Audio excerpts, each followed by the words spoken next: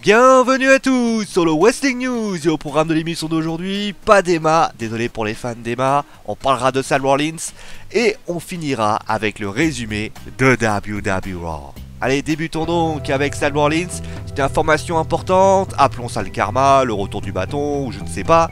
Mais d'après le Wrestling Observer's Newsletter Radio, eh bien Seth Rollins se serait blessé dans son match contre Kevin Owens. La blessure a eu lieu lorsque Owens portait son Gutbuster de la 3ème corde.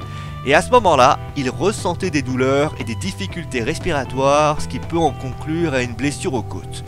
Alors attention, aucune officialisation a été faite, mais on a quand même à moitié confirmé la blessure de Rollins, notamment sur le segment du Highlight Reels, et surtout, eh bien, on a vu Rollins arriver, on a vu meurtri, mais surtout on a voulu voir qu'il voulait s'en découdre, ce qui peut signifier que malgré le fait qu'il y a eu vraiment cette blessure à lieu, eh bien Owens n'a pas fait autant de dégâts qu'il pense, et Seth Rollins pourrait tout simplement reprendre ses capacités physiques au fil de la semaine, peut-être la semaine prochaine ou alors dans 2 semaines. Je pense d'ailleurs que la WWE fera des analyses plus concrètes pour savoir si l'homme avec un grand H pourra être seul au ring, ou est-ce que cette blessure est tellement grave qu'il faudra tout simplement le rendre disponible pendant un certain temps. En tout cas, si cela venait à être vrai, ça serait une très grosse mauvaise nouvelle pour la WWE, puisque cela voudrait signifier tout simplement que son festin devrait être retardé, et notamment le lien entre la vidéo avec Clash of the Champions d'après-match pourrait tout simplement ne servir absolument à rien, et ça c'est pas bon pour le business. Et en parlant, voilà. En tout cas, on vous tient bien sûr au courant par rapport à ce qui pourrait arriver.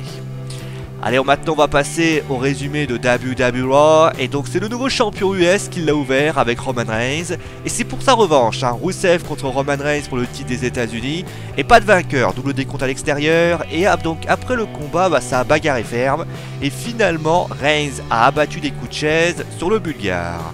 Vient alors la Boglios Best of 7 Series, je rappelle le résultat, 3 partout entre Cesaro et Sheamus. Et les deux sont arrivés, ils ont réclamé leur droit, ils ont réclamé le fait que, il devait être le numéro 1, le vainqueur. Et finalement, les deux ont eu un cadeau. Mick Foley a annoncé qu'ils auront un match pour les ceintures par équipe. Et justement, magnifique transition quand tu nous tiens, WWE Tag Team Championship Match, New Day contre le club, et franchement c'est pas possible, victoire des New Day après un Trouble in Paradise. A noter juste que Kofi Kingston était un peu ensanglanté. Et oui, il avait un petit peu de rouge sur le front, et c'est comme ça.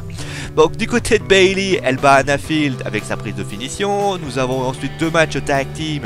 Un 100% Cruiserweight qui voit la victoire de Trick Alexander et Rick Swann qui bat Drew Gulak et Lince Dorado avec un super kick.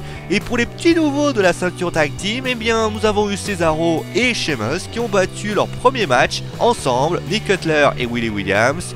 Bon, ça n'a pas été vraiment très solidaire, on a pu voir que les deux sont bien engueulés durant le match. Et donc, après avoir appris que Sacha aura bien sa revanche la semaine prochaine pour le titre féminin contre Charlotte, nous avons vu un match pour le titre poids moyen, et DJ Perkins bat Tony Nese avec un Nickmar, un Nickmar.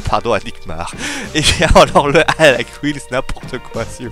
Et Chris Jericho reçoit comme invité le champion universel Kevin Owens, et on confirme donc déjà à ce moment-là la blessure de Seth Rollins mentionnée juste avant la blessure de Raw.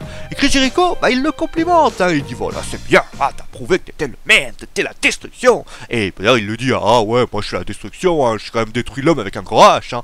Et Seth Rollins il vient quand même, il tente de s'en prendre à lui, mais bon, malheureusement il est renvoyé en coulisses. C'est alors que les Softs viennent et ça nous donne un match que la team Jericho gagne avec un powerbomb, et c'est ainsi que le show se conclut. Et de la même façon, c'est ainsi que l'émission se conclut. C'est la fin du Wrestling News. J'espère en tout cas qu'elle vous a plu.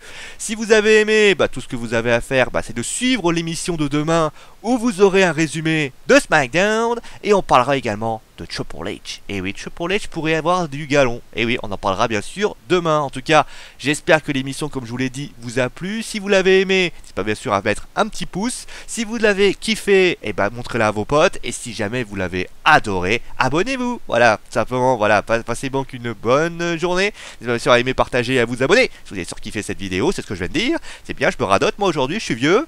Allez, prenez soin de vous, vous aimez bien, et ciao.